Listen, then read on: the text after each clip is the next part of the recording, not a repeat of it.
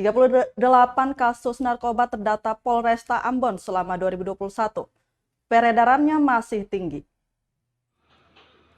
Satuan Reserse Narkoba Polresta Pulau Ambon dan Pulau-Pulau Lease mendata 38 kasus penyalahgunaan narkoba selama 12 bulan di 2021.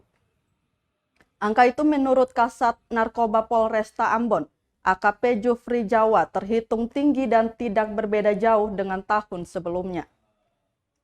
Jufri mengungkapkan di tahun 2021 ini pihaknya berhasil mengungkap 38 kasus dan mengamankan 46 tersangka. Dirincikan dari kasus tersebut, 34 diantaranya telah dilimpahkan ke Kejaksaan untuk segera disidangkan di pengadilan. Sementara 4 kasus lainnya di tahap sidik.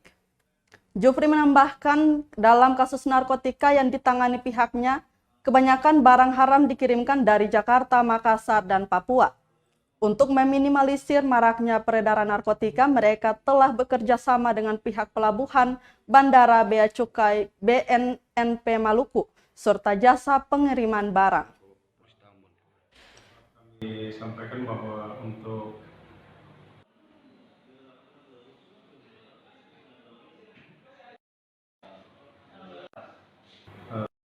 di 2021 dalam pengungkapan kasus ada sebanyak 16 kasus, namun realisasi di lapangan dari Januari sampai dengan Desember sebanyak 38 kasus atau 38 laporan polisi yang kami ungkap dengan tersangka sebanyak 46.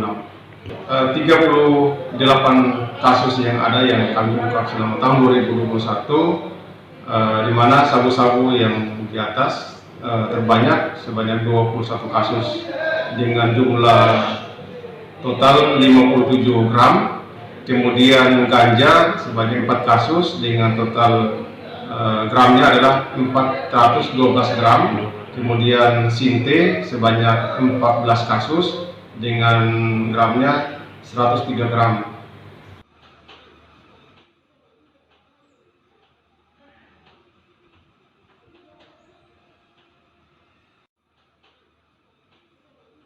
Terima kasih sudah nonton.